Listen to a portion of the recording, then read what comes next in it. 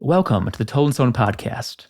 I'm Garrett Ryan, and my guest today is Dr. Federica Nicolardi, assistant professor in papyrology at the University of Naples, Federico II. Dr. Nicolardi, thanks for joining us. Thank you. It's a pleasure to be here with you today. Oh, likewise. Dr. Nicolardi works on the famous Herculaneum scrolls, the papyri carbonized by the eruption of Vesuvius in 79 AD. Since last year, she's been involved with the Vesuvius Challenge, a project that's using machine learning to virtually unwrap and read the scrolls. We'll discuss the very exciting results of the Vesuvius Challenge shortly. But first, a bit of background for anyone not familiar with the scrolls. Could you tell us a bit about how and where the Herculaneum scrolls were discovered? So the Herculaneum scrolls were found in a seaside villa, luxurious villa in the Bay of Naples in Herculaneum, the ancient city of Herculaneum. Actually, the excavations were not systematic archaeological excavations as the ones we have today, we can see today. It was more like a recovery of ancient marbles, ancient statues, and findings from the ground. The things were coming from wells pertaining to farm workers and people living in the ancient, in the modern city of Resina, so the ancient city of Herculaneum. So it was more like an exploration, and the Villa dei Papyri in particular was found for the first time in 1750, and the first papyri were found in October 19, 1752. It is also very interesting to think about where precisely in the villa the scrolls were found, because the discoveries, so the findings happened in different places in the villa. Some of the papyri were found in the reception rooms of the villa, so between the two peristyles. So in this room lit by the light coming from the two peristyles. But most of the scrolls, most of the library was actually found in a very small room, internal room in the villa, which was probably like a storage room where all the books were kept. And it's also interesting that some of the papyri, some of the scrolls were found in boxes, because this can mean that there was a very living activity, and so there was a dynamic situation in the villa where the papyri were moved from one place to another. We have to think that it was not very comfortable to read the scrolls in a small room, which was not where the light was not coming from the external parts of the villa. So it is interesting to think that there were people moving these scrolls from the most internal rooms of the library to the reception room to be able to read them. And so probably the boxes were used for that. Okay. Yeah, very interesting. I know that the villa has only been partially excavated even today, and we'll talk more about the possibilities of what might lie within the still buried segments later. So to date, how many scrolls have been opened and how many remain unopened? Yeah, this is a difficult question, actually, because we don't have a precise number of scrolls housed in the library of the Villa dei Papyri. This is due to fragmentation of the scrolls, because many of the scrolls broke up during the eruption, or even later when they were discovered, or during the attempts to open them. We can say that the collection includes more than 1,800 inventory numbers, which doesn't mean 1,800 scrolls in the whole collection. Probably originally the library housed somewhere between 800 and 1,000 scrolls, 1,000 books. And if we look at the inventory numbers, right now, over 600 refer to unopened material, and more than 100 refer to material for which an opening was attempted, but then interrupted because the situation was probably too difficult and the results were not particularly promising. So we still have a lot of material. We have this big wooden drawers, very fascinating actually, in the Officina dei Papyri at the National Library of Naples, where this unopened material is stored. And you can see both entire scrolls and portions of scrolls, like fragments that are completely unopened and never touched. Yeah, it's fascinating. As you mentioned, the fact that some of these scrolls are partially opened and many fell apart during the eruption or afterward upon handling, they're extremely delicate objects.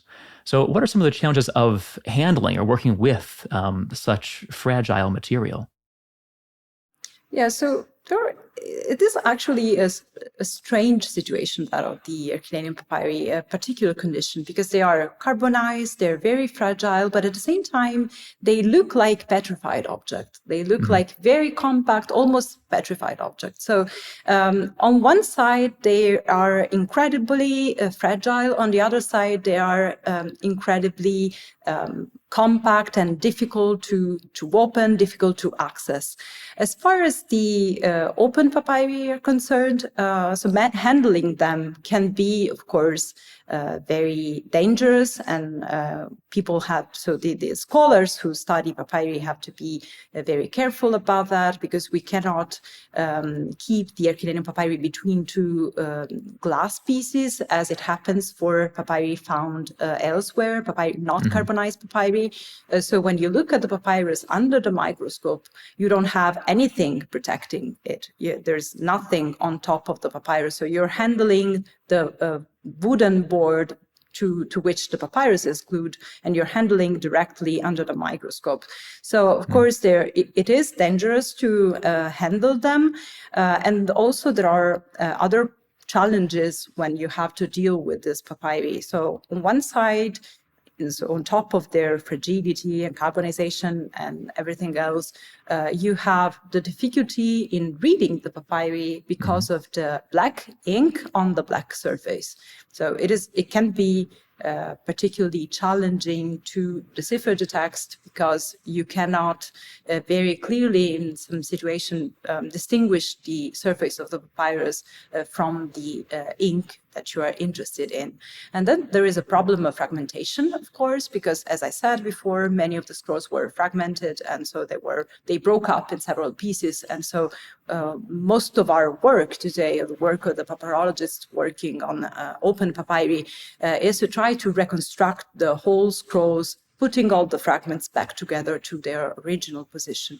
And then there is another problem that is closely connected to the condition, the compact condition of the scrolls, which is the so-called stratigraphy. We refer to that with this term, which means that there are very often overlapping layers of papyri. So the detachment of single individual layers was not always attained. It was very difficult actually to attain. So on the contrary, it happened very often that several layers remained attached one to another. And so this results in a situation where you cannot read a continuous text, but your text is constantly interrupted by other fragments coming from under other layers. So there is a need of reconstruction where you have to put these fragments back to their original position. Yes, it sounds like a monumental task.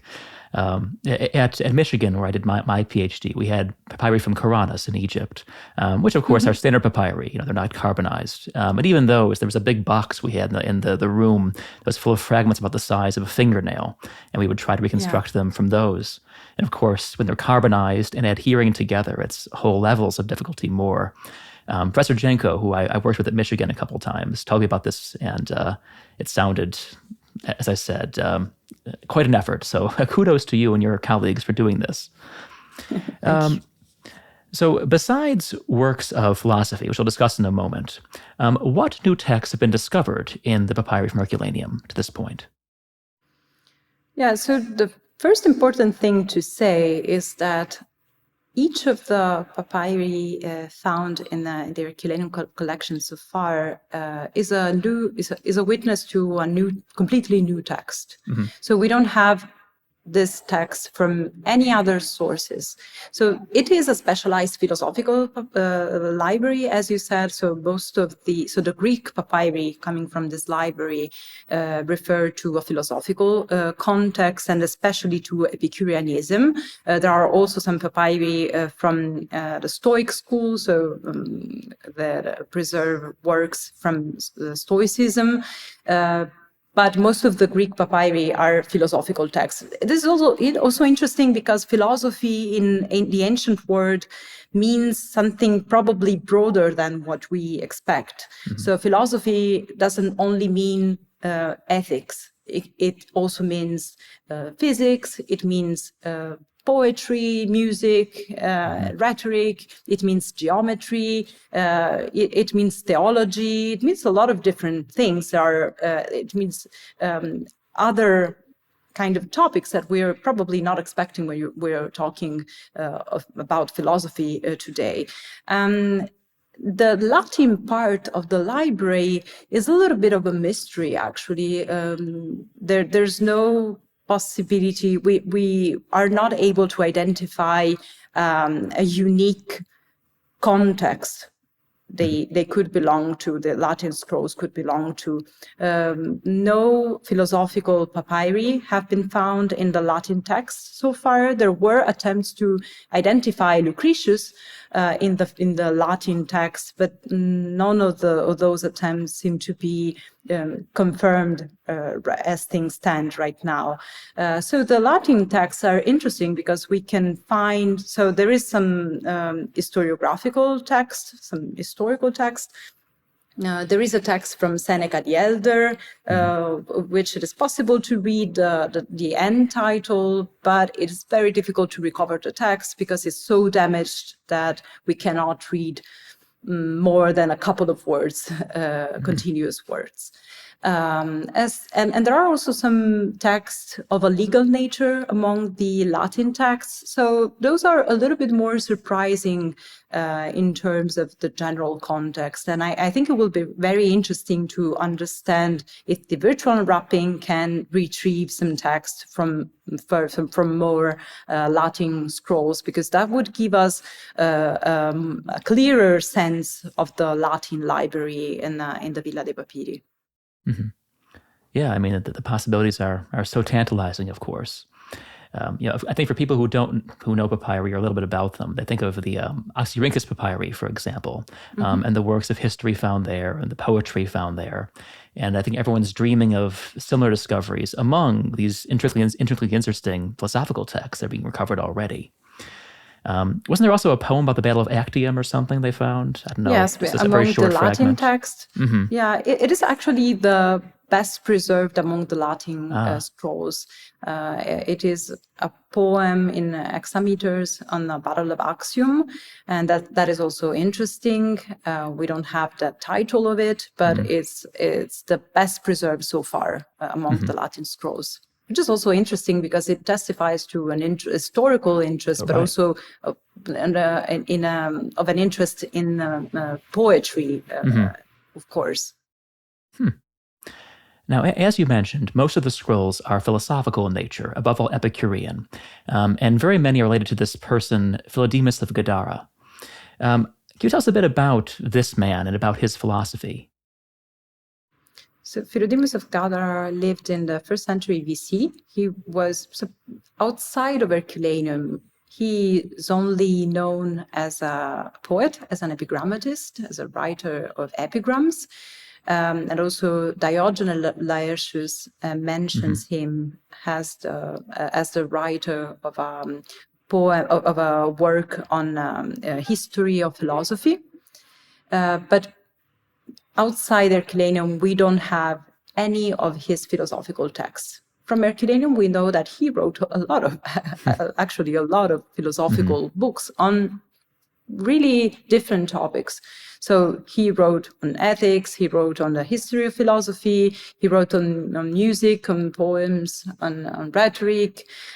He wrote, so for example, on ethics, one of the most interesting works, according to me, is a work on the frankness of speech or frank criticism, which is interesting because it's a sort of pedagogical approach to philosophy, and frankness is considered important not only in the relationship between friends, but also in the relationship between teacher and students and between fellow students. It's a very interesting topic, actually.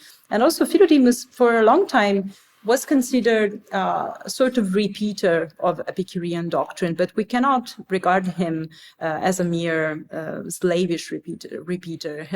He actually innovated a lot, and he dedicated himself to explaining and adapting the philosophy of Epicurus while still respecting it. Of course, you know that Epicureanism rejected public life and non-necessary pleasure. So it was a philosophy that was not particularly fitting the Roman context, of course. So he also worked a lot while still respecting this philosophy to fit the context of Roman society. He actually intended to do with his Greek philosophical prose something that was very similar to the objective of the Latin poem De Rerum Natura, composed by Lucretius, who was actually a contemporary of Philodemus and an extraordinary disseminator of Epicurean philosophy. For those who may not be familiar, could you explain the key beliefs of Epicurean philosophy? We hear more about the Stoics these days on the internet for some reason. The Epicureans, of course, were the other great school of the Hellenistic and Roman periods. Just a brief outline of what they practiced and their role in Hellenistic and Roman society. Yeah, so if we have to summarize Epicureanism, we can say that first of all, it is one of the philosophical school whose interest was mainly devoted to finding a way to achieve happiness and to achieve a happy life. A happy life means pleasure in Epicureanism, but pleasure doesn't mean like a luxurious life or something like that. Pleasure means absence of pain of the spirit and of the body. Right. And there's so many ways to achieve that, as you said, like withdraw from public life and, the stresses and storms, as Lucretius would say. Exactly, yes. And also a fine understanding of things like honesty, frankness, of music, of poetry. And so it's kind of an all-encompassing philosophy, which we see embraced. And so how much have we learned about Epicurean philosophy from Philodemus and the other works preserved in the library? How many new things have we learned about Epicureanism? We actually learn a lot because we learned a lot not only about Epicurus himself, but also about other Epicureans authors. For example, Philodemus' teacher, Zeno of Sidon. Sometimes we have works by Philodemus which transmit some notes he took during the lectures. He attended in Athens, lectures by Zeno of Sidon, which, by the way, also Cicero attended. So he was an important person in the Greek cultural system, let's say. So we learn a lot on Epicureanism and on the way Epicureanism was received in different milieux, like the Roman environment or the Roman cultural society. And also, Philodemus is also very important because he is also sometimes polemizing against other philosophers. So he's talking against other philosophers from the same school or from different schools. So we learn a lot about the so-called Epicurean dissidents reading Philodemus, but also we learn about other philosophers from different philosophical schools through the words of Philodemus. So it's not only witnessing to Epicureanism, but also to other philosophical schools that were even not only the Stoics, of course, but also Aristotle or other philosophers that were quoted or have to be considered as quoted in Philodemus' words. So the whole philosophical milieu, as you said, of Rome in the 1st century BC. Oh, I mean, it's fascinating. Do we have any new works of Epicurus himself among the papyri?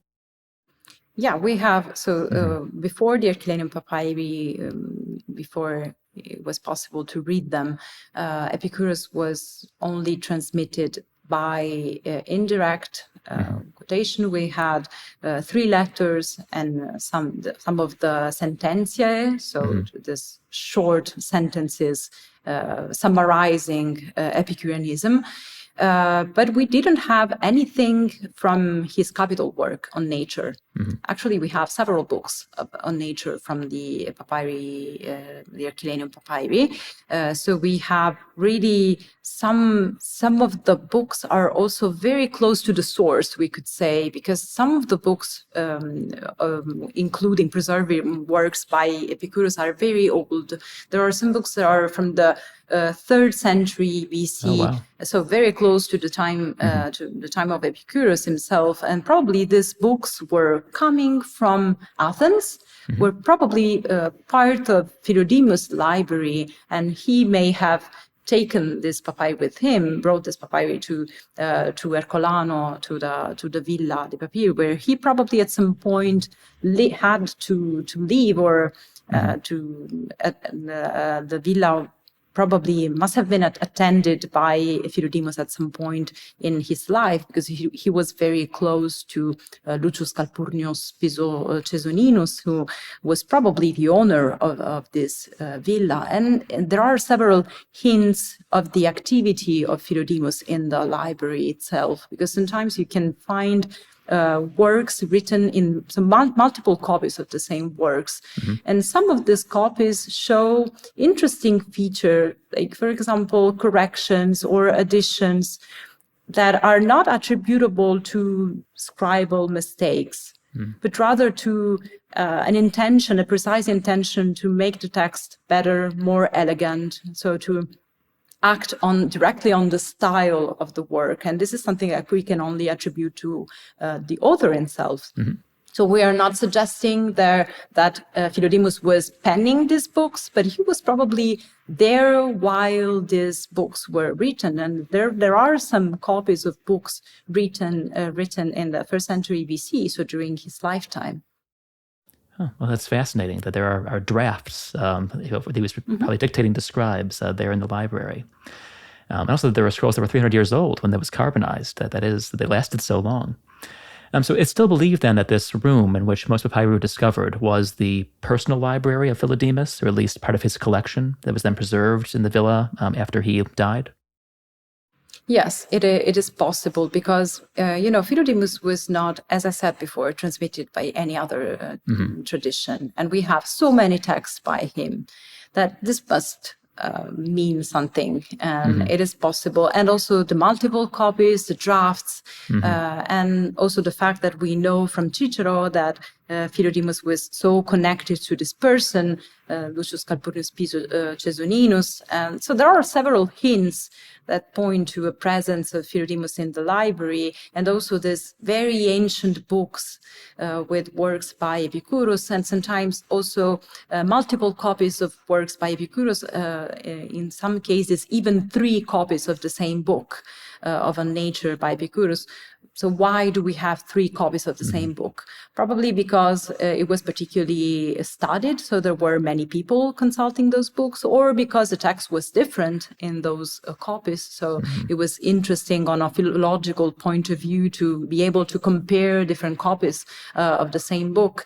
Anyway, it seems that this library must have belonged to an Epicurean, and it's very probable that it was at least a part of this library belonged to Philodemus, that he brought this library with him to the villa. Yeah, it is. A philosopher at work, a philologist at work really is kind of fun for scholars today. So moving from the past to the present, how did you become involved in the Vesuvius Challenge? So I was involved from the very beginning of the Vesuvius Challenge, actually, because I was working with Brent Seals at on another project for the digitization of the open papyri at the library. And I remember when Brent told me about this project, about the Vesuvius Challenge, it was still something at the very beginning. So they were discussing this possibility, and it seemed very interesting because, of course, it was for me a very first experience with this kind of thing, with a competition, having people from very different fields and from different places in the world working all together on the Herculaneum scrolls. It was incredible for me, and so I was very lucky actually to be involved from the beginning in this challenge and this competition. It also gave me the opportunity to work with scholars, with other papyrologists, and it was very interesting to share this opportunity with them. And also it gave me the chance to work together with people from a different field. And I think this is very important and stimulating because sometimes when you do not have the possibility to answer some question, you don't even ask them. It is strange, but you change, as working with people from different fields changes your perspective a lot. Oh, I'm sure. I mean, even from my secondary contact with this whole progress, it's been fascinating to watch, and this synergetic effect in action. For those who might be unfamiliar, could you please summarize the results thus far of the contest and why they're so important for our understanding of the papyri? So to summarize it very briefly, the contest so far has been able to prove that it is possible to retrieve text from an unopened papyrus, from an unopened, compact, carbonized black lump preserved at the library in Paris in this situation here, or in Naples, or in Oxford, or wherever there are Herculaneum papyri. So this really sets the stage for a future discovery and for the future recovery of a huge amount of texts from antiquity. And it's not only about reading new texts, it's also about being able to build new contexts and also to be able to illuminate previous texts, thanks to what we'll learn from the new ones. So we'll be able to probably to join pieces that were unrolled in the past with pieces that will be now virtually unwrapped. So combining two different methodologies. So the reconstruction methodology we use every day when working on open scrolls with the new technologies for virtual unwrapping. And I think this will be incredible. And also we'll have the chance to learn a lot about the organization of ancient libraries, because this is a unique possibility right now. Sometimes, in some cases, there are some papyri that remain glued together, and this compact lump having like 6 or 7 scrolls attached to each other.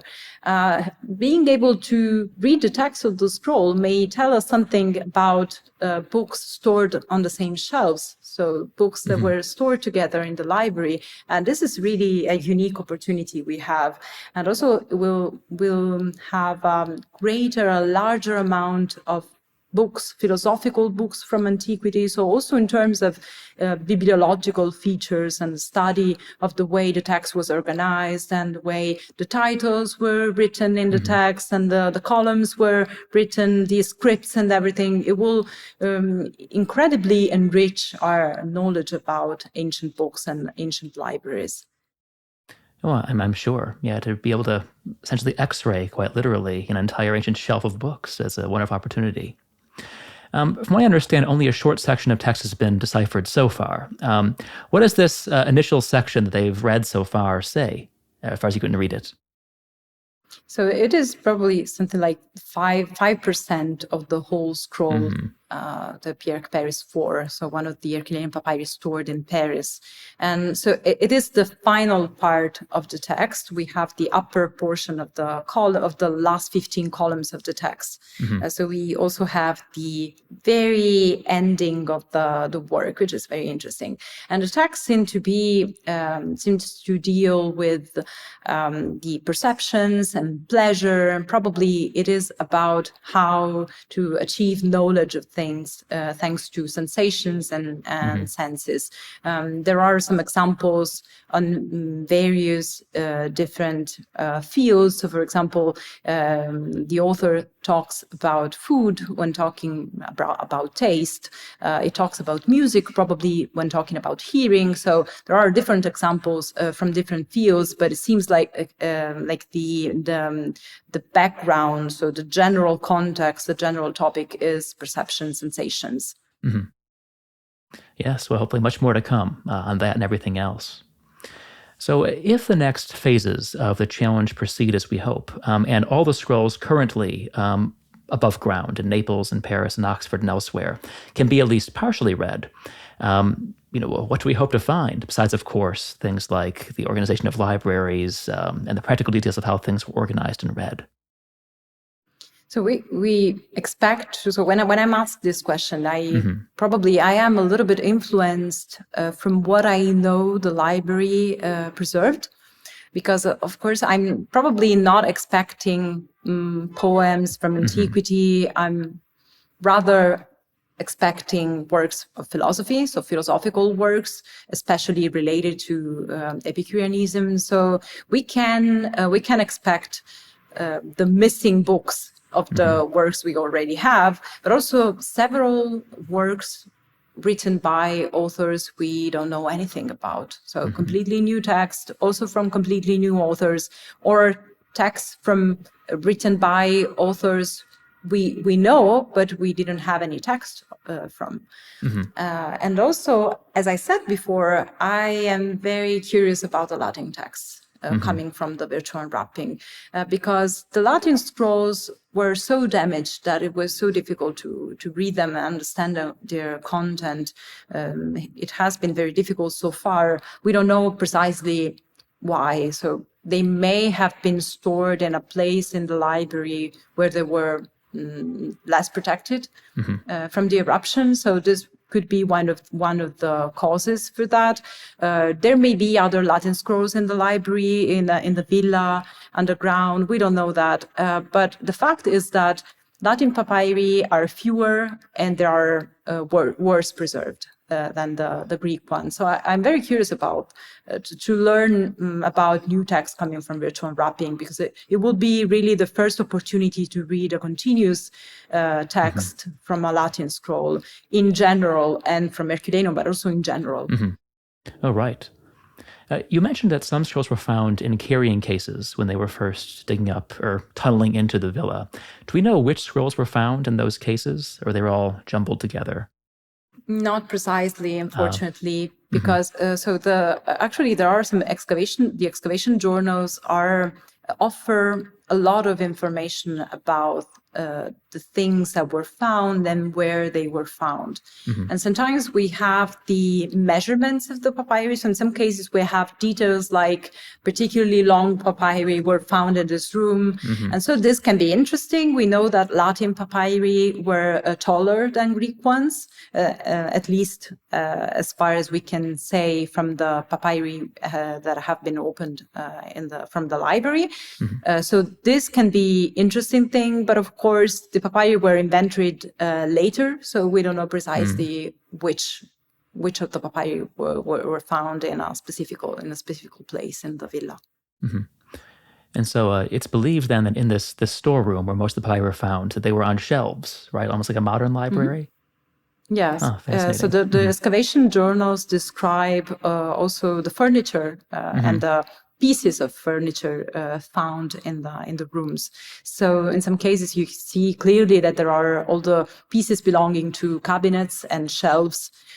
So it is interesting because this small room seemed to have had really some shelves, as we can imagine them in a modern library. The scrolls were stored horizontally in these shelves, and we may expect that there were a lot of shelves in this library because many papyri were found there. Right, but they weren't read there, as you said. Of course, this was a small room without windows, and they were probably read in these open spaces. Yeah, it's very probable. And that, along with the great mystery of where the Latin papyri are coming from, where they might still be, as you said, we have no idea. There might be nothing there. There might be all kinds of things there. But do you think it's likely that in anticipation or expectation of there being more scrolls, there will be new excavations at the villa in the near future? Is that a possibility? There is a possibility that other papyri can be found in the library, because we know that the villa for sure hasn't been excavated in its entirety. So there are some portions of some regions of the villa that have never been excavated, never been taken to an open area. But it is also difficult, and so of course I'm not an archaeologist, so it's difficult for me to say what will happen in the future, because there is the modern city insisting, and it's very close to the excavation site, to the site of the villa. And also I know that now the general tendency is to try to preserve what we have rather than excavating and bring to light more structures, because that is an area where you more or less know that if you excavate, you will find something. And so there is a general tendency to try to maintain and preserve what you have right now. So I understand that it is challenging. It would be great if they could excavate more, because we could be able to see the whole site of the villa, to understand what are the part we are still missing, and also perhaps to find other scrolls. Right. Well, here's hoping, certainly, that they make that attempt and that the process of deciphering goes as we all expected to, because this is a wonderfully exciting time to be involved in anything with papyri, and this project in a special. So thank you so much, Dr. Nicolardi, for taking the time to speak with us about this project. I know I'll be looking forward to hearing much more about it, and so everyone else listens to this podcast, I expect. So thanks again. Thank you. Thank you so much.